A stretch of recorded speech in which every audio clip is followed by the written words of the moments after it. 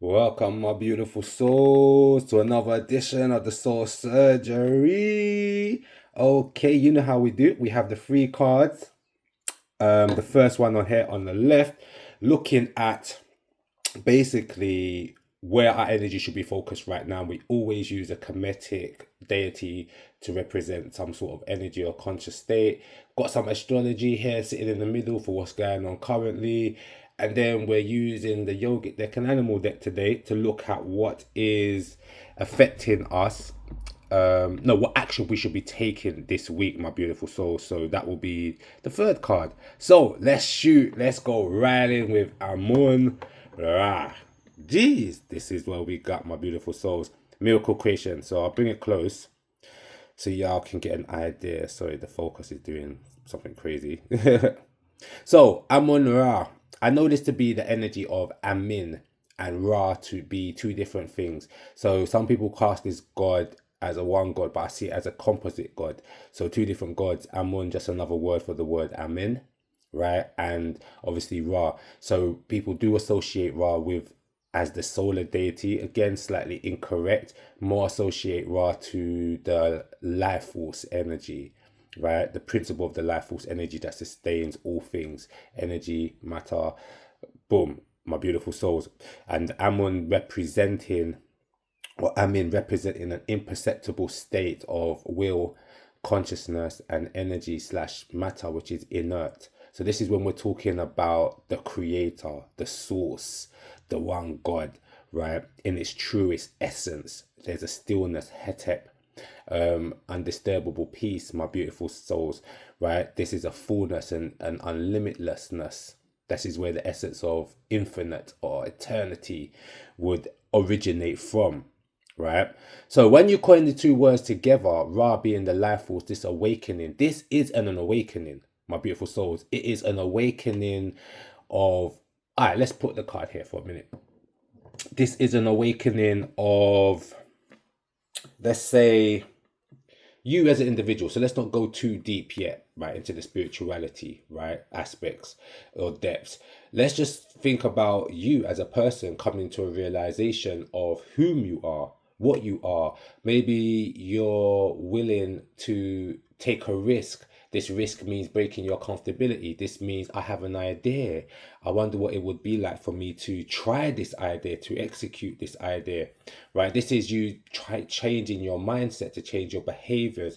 This is you doing something alternative as opposed to what you would normally do, right? So let's see that form of awakening. Let's go a bit deeper now, right? The point where you are willing to change your lifestyle. You know, your lifestyle's calling for a change, whether that's a new health regime, new routine, better sleeping patterns, being mindful of what you're consuming, understanding or needing a connection back to the Mother Earth, my beautiful souls.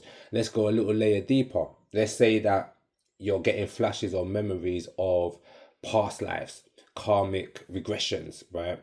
Past life regression, you're literally remembering, or good or bad, essences, maybe through your dreams or just visions or just some sort of pull that you feel are calling, and that this leads you to purpose. So you're awakening to, let's say, if it was something karmic and negative behaviors that you came into the world, look at your Saturn, look at your Pluto, look at your moon energy. These are all karmic dynamics that show you aspects of your characteristics that can be refined. And then when something is refined, it becomes now a tool for you to utilize. And remember, source create life for success. So if you have a tool, the tool is there for you to be to utilize in order to make you yourself successful, my beautiful souls, right? So this is what this energy is really about. Again, if we're talking about will and power or energy, right? This is talking about the consciousness ability, the consciousness as a force and its ability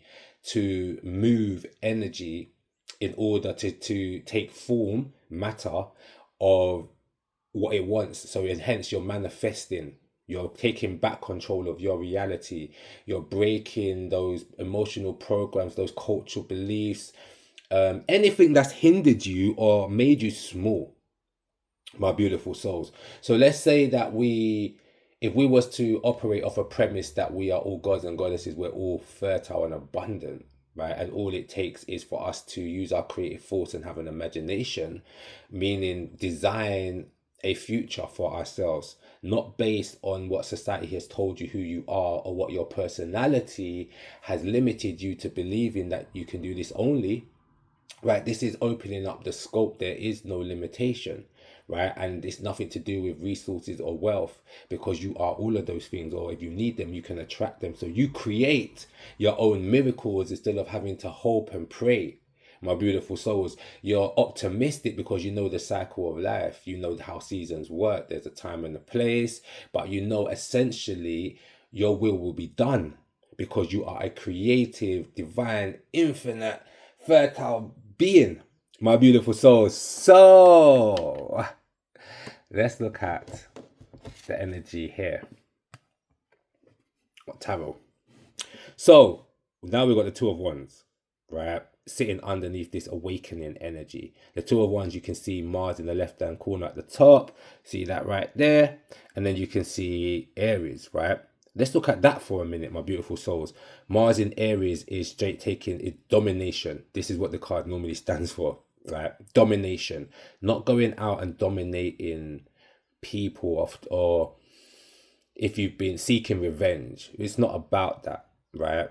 The greatest service you can give to the source or your God or to yourself is to stand in your truth. And that takes courage. There's your Mars right there, my beautiful souls, right? Mars represents number 5 on the tree of life, right?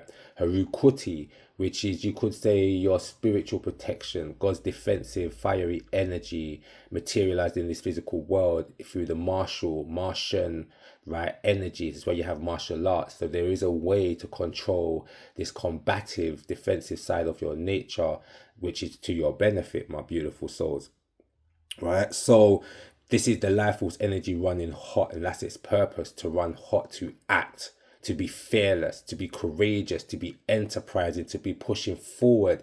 So Mars rules Aries, right? We have Mars coming back to Aries in April, and there's going to be a stellium, meaning a congregation of planets all up in the sign of Aries.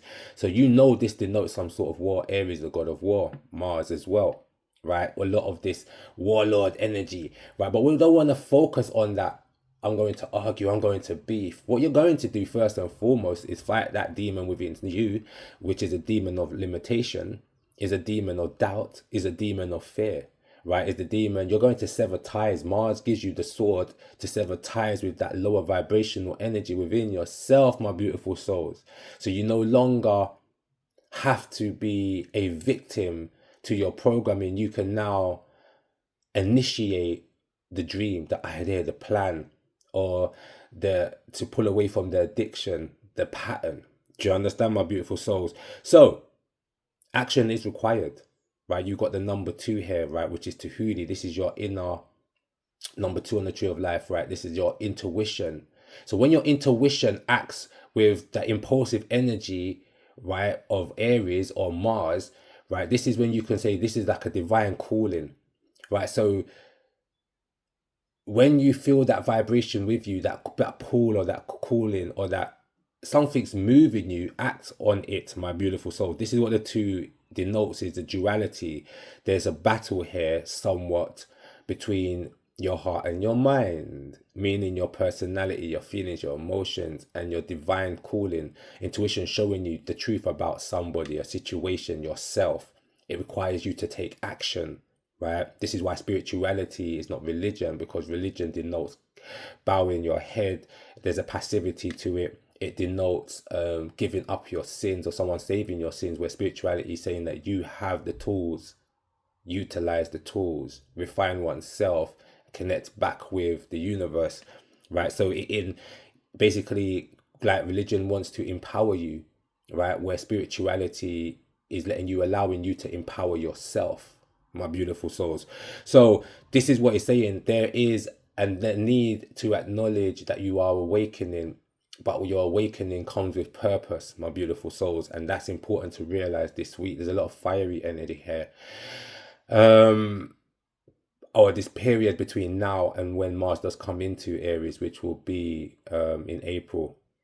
I need to look out for that period. So you have a window here, my beautiful souls, of of understanding whom you are, getting comfortable with this newfound direction, this new sense of energy, urgency, unapologeticness as well when it comes to regards to whom you are and what you want to be doing, right? All that energy is going to be coming up this week, and it's how do you handle this energy, right? But in another breath, don't restrict this energy. That's how you handle this energy, right? This is where the number 2 coming in again. This is the intuition's fire. All right, your intuition here doesn't require through Aries overthinking, right? It requires movement, impulse, because you can trust the impulse if you are in alignment with true self, meaning you've aligned your personality back to this infinite, fertile, all-knowing, all-governing, non-separate aspect of yourself. So don't deny yourself the dream, I would say, my beautiful souls.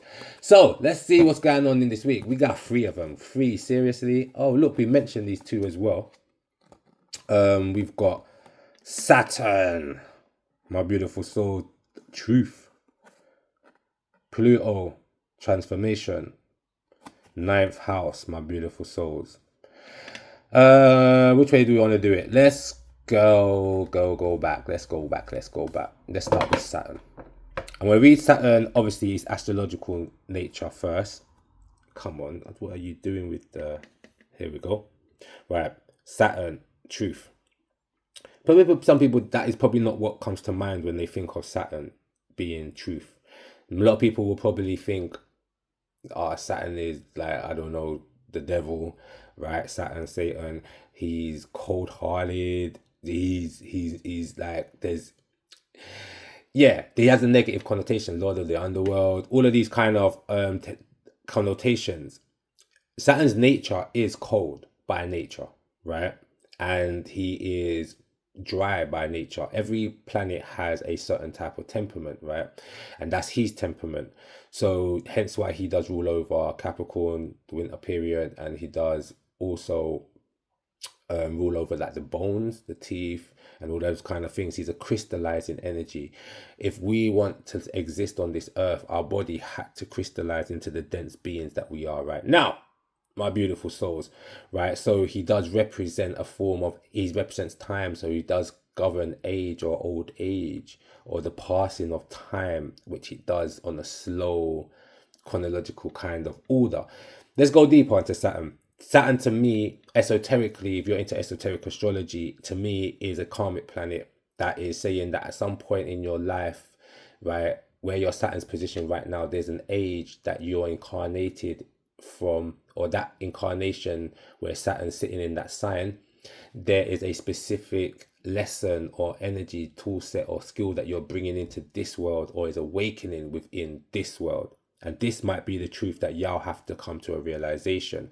Saturn is the whip, in this sense, the whip that gets you, shapes you, right? It's like you're carrying too much weight, and then he's that fitness instructor with the whip to whip you into shape, basically, right? Because he's saying what you're carrying is excess and toxic, right? And it's reducing your ability to receive your greatness. And the reason I say that is because Pluto's here as well, right? Pluto destroys and transforms, right? The things that Saturn also highlights within ourselves, right? I'm gonna put these cards just back because they're not letting me do, the focus is being annoying, right? So it's saying that Pluto, again, let's put Saturn down here, right? Pluto is destruction. So when you've got Saturn here trying to teach you a lesson and saying to you, listen, you've got a certain type of power. This power requires responsibility, discipline, structure, right?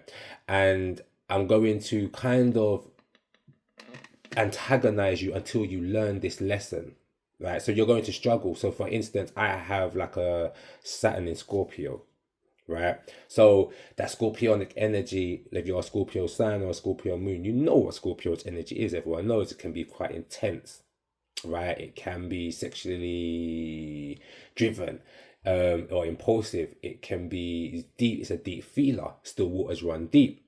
there is an occultist, mysterious aspect and depth all connected to this energy of Scorpio. Struggles and trauma, shadowy behaviors, the underworld, road criminality, all of that kind of comes in or crosses the Scorpionic path. So having Saturn there, that Scorpio also represents, I think, like around 4000 BC. So back to the times of the ancient Kemetic schools, temples, right? And so there's something about my karma and my reactive energy, right? Especially when it comes to communication, because mine sits in the third. So this is what I want you to do, is understand Saturn is saying that he's shining the light. Right now he's in Pisces, right? So he's definitely cleaned up all of that over emotionality, all this sitting in the shadow with talents and gifts and not doing shit with it. He's like, no, all that giving your strength to other people and hiding behind spirituality as well, right? Or spiritual bypassing. So you're watching all of these spiritual videos, astrology videos, tarot readings, trying to predict your future, fortune telling, but you're not doing the internal work. And this is where Saturn will slap you in your face, my beautiful souls, right? So understand the lesson, the deeper lesson, because he wants to give you something. Saturn is like the ultimate teacher. It rules number 3 on the tree of life, Sekhar, right? And that energy of Sekhar is linked to Kali, is linked to Sekhmet, is linked to Ptah, the creator god, right? So the link to Ra, the life force, the storehouse of your life force, is also linked to your destiny. So your highest, you being able to control or be in control of manifesting the resources and the destiny that you want, or being in control of that destiny. This is spiritual power versus the lower vibrational power that people call magic, which is just is a psychic power. This is spiritual power, is being able to manipulate the life force energies, the deities working with you. You know what I'm saying, my beautiful souls? The deities only follow one voice, but if your alignment is in alignment with that one voice, right, then there you go. You have a whole army of elementals, right? Energy frequencies that have consciousness that you can utilize. And anyway, we're going too deep, right? The point is, right, with Saturn here, right, is understanding your truth in your environment. So Pluto again is trying to destroy anything that you're attached to, right? Saying that we form attachments, or we justify our behavior, saying that, okay, I gotta be nice to this person because why, right? Or I can't speak my voice because why? You can't say your opinion, why? I can't go and do this right now because this situation's going on in my life and this is preventing me. I don't have the right sources, the money, the support. All of that, right, is what Pluto is trying to transform and destroy within you. Whatever is preventing you from dimming your light, from showing your fullness, right, which is dimming your light. This is what Pluto wants to destroy. He's in Aquarius, the collective, right? And so he's about power. There needs to be a power shift. Stop giving your power away. This is why you also see with the world, the governments are failing, right? They're showing us their incompetence. And so we're now being challenged to come and step up and say we can order ourselves.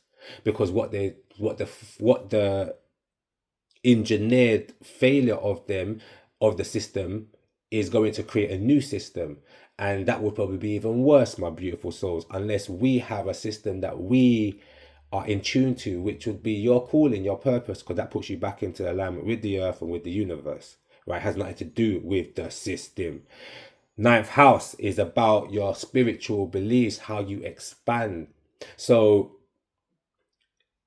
no more sitting in the shadows, no more doom scrolling, right? Spirit saying utilize your time to learn about the dynamics of the natural world, to learn about the dynamics of your physiology and the connection back to the natural world. Also understand the politics, my beautiful souls. Many people say, oh, I don't watch politics, I don't do politics, and it's just art. And I'm like, you need to know the art of war is to understand your enemy. As you understand yourself and your whole environment, and you understand the heavens, then you know timing and execution, my beautiful souls, right? But to say and be ignorant than say, I don't want to know about what's going on economically or politically. We can no longer say that anymore because it's having such an impact, and we need to know how to maneuver within. We need to know how to maneuver within where we are, but we also need to be able to predict the next move, because everything is just pattern. They're not as smart as they think they are. So you need to preempt their next move. This is the Earl of War, my beautiful souls, right? Yes, it's a spiritual warfare in that regard. So again, this is studies. Wherever you are in your understanding of the world, right, use your interest to amplify and gain more wisdom. Tap into your intuition, right? You heard me speak about that earlier. Tap into that intuition. Let it guide you. Let it be a teacher. You've heard other people teach you, give you sermons, preach to you, all of this stuff. But are you open to that inner voice, right? That inner ear, that inner voice, that can guide you through, right? So that's something to be aware of this week, my beautiful souls. So many. All right, we're going to do that. The Buddha. So what we should be doing, or put our focus towards, is the Buddha. The Buddha energy. Actually, my beautiful souls, let me read it to you. Let me read. I was going to break it down, but no. I like to read this one. I'm going to start with the reverse energy because we always start in our shadow, right? And we're coming out of our shadow. So let me just read that. You have done a great job at listening to your parents, your teachers, your friends, your acquaintances, and society. Right? There's that programming. However, that programming, which again, I told you, Pluto is trying to destroy some sort of behavior or attachment you have to something that's dimming your light. Saturn is telling you that, yeah, you probably have a defense mechanism of acting, right? Which is preventing you from seeing the greater powers that this behavior or this nature, where his placement is in your chart, has to offer you. Jeez. All right. However, you are still left clueless to the deeper questions, even after sitting down and following all these people's agendas. Why are you here on this planet? Now it's time to go deeper. Let go of being the perfect child, student, friend, employee, citizen. Question what you have been taught. Ask if it's truly serving you. Be ready to experience the shattering of the universe that happens when you wake up. You see what I'm saying? I told you, the Great Awakening, right? It's in these pieces that you put your truest life back together. Your Buddha wisdom will guide you. So that's the shadow, my beautiful souls, right? It's saying that you've conformed to what society has told you needed to do. This is all survival, right? We're all there, right? But with the beaver, there's something new you can create. This is fire and water. If you can see the alchemical symbols, there is, I think this is a forced awakening of a kundalini. You know, you can rise your kundalini. I feel the kundalini of the earth is awoken out of pain, and the pain is not necessarily of the earth's pain or what we're doing to the earth, is what we're doing to each other. We're carrying so much pain, my beautiful souls, because life is becoming too hard and it's not making sense, and it's just, people are losing hope, people are turning on each other, people are putting down their dreams, forgetting that life is so fertile, and it all starts with just the imagination. So the system has killed our ability to imagine that we're greater than what the system, bigger than the system's role that he has created for us, right? So the beavers, there's a time now where this water energy is almost like a soul energy, saying, do you hear the calling, your soul calling, and calling you towards authenticity? Somewhat authenticity looks a bit like rebellion, I'm not going to lie. And this is where this fire ant comes in. Sometimes authenticity does look like frustration because you have been imprisoned, right? More than imprisoned, you've been oppressed, right? And maybe for the same reason of this ninth house, this belief system, this is what Saturn and Pluto is trying to destroy. This belief, this is religions. My beautiful, your ninth house rules the religions that you grew up with. The religions that have allowed the blood to run frequently on this earth non-stop from thousands of years ago to this same day. People are still using religion to cause wars, to cause divides, my beautiful soul. So again, there needs that Pluto energy here of transformation. Saturn is like lessons and truths need to be. No religion carries the ultimate truth, because if it did, there would be no wars, there would be no division, because their premise of equality or oneness or loving, altruistic love would win out. But obviously we can see that's not the case. Bam. Right, there are very rich there are very, very rich religions or very rich religious people, and your richness, there's African proverb saying that if you're rich here, that means you've taken from someone else. Someone's had to be poor. Again, the mind frame doesn't make sense, right? So this is what spirit wants to change in that. So we have the opportunity to build something else. This is a personal, spiritual awakening for some of y'all. And it does look like rebellion, right? It looks like pulling away from everything that you've seen and you've been taught, which has been forced down your throat. This is challenging the shaping factors of your personality. So looking at the nature nurture, right? What you take genetically from your parents, or genetic memories, right? Or your ancestors in your DNA, and what they've gone through, carried through your DNA into you now, right? Obviously the cultures you've been born into, the friendships, the politics you grew up around, the entertainment that you was digesting, right? All of this stuff, right? Spirit wants you to question, because once you question this, then you start to see, okay, am I really me? What is that voice in my head? Is that my voice, or is that the system's voice? The way that I act, is it just programming? And that's what the Buddha energy wants you to realize. So I'll read the positive side. Wise one, you are now remembering what you are born with, all the answers that you are seeking. You have realized life is not about learning, but rather relearning. This is really important.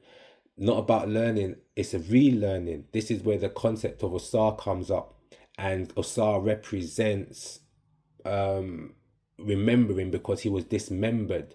So his body was put back together, remembered, right? And this is what we are. We all carry that whole tree of life, is the whole physical day, and our physical form, our spiritual energetic form, and our conscious form is showing us our composition through the Netaru, the tree of life.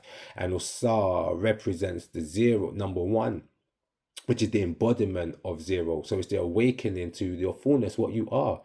Do you know your biology? Do you know your chemistry? Do you know the physics of the world? These are some of the questions that we should be asking, because without knowing even the basic of such things, right, we can be fed false religions, false sciences, right? We can be forced opinions now seen, agreed on opinions now taken as facts.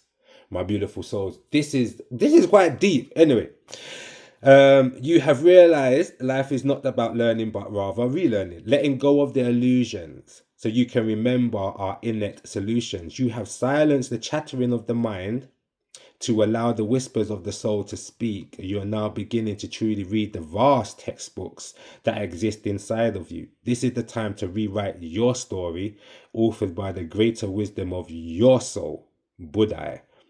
I told you this is very personal. And spirituality has always been very personal and individual, as well as being a communal thing, my beautiful soul. It's just that the communal dynamic, or the agenda of a few that set the masses to maneuver, to think and live a certain way, that's incorrect. But there was always the connection between you and spirit, right, was always greater than your connection to a temple or to a synagogue, or, you know what I'm saying, my beautiful souls, a mosque. It was about your connection with the divine, straight up. That one being, the energies, the nature, all of this. It's like the whole Lord of the Rings thing, my beautiful souls. Yeah, where you see like the elves, they're leaving it now because it's the age of man, and with the age of man, you go this war and you've got madness going on, right? So it's almost like the DNA within us is awakening to its essential self. It's been clouded for so long, and maybe that is because the earth is warming up, right? We're taking more of the solar energy of the sun, right? So our DNAs should be changing. There seems to be an unlocking, right? A discovery that we're going to go through, and we can usher that in by gaining more wisdom, tapping intuition, eating healthy, right? Being in resonance so that there's a greater coherence.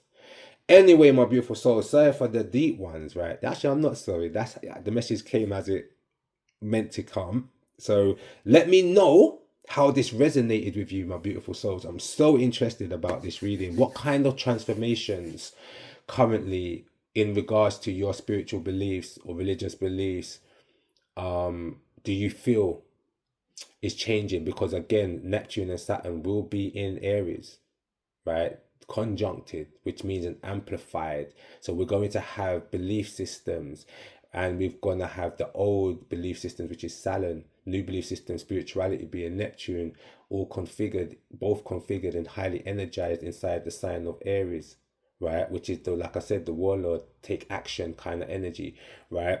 And stand in your power.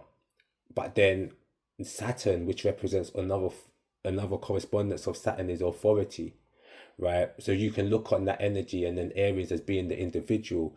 Saturn's energy is in full, which means that it's not powerful. It can't enforce its old regime or structure upon the masses' beliefs, which would be the Neptune, my beautiful souls.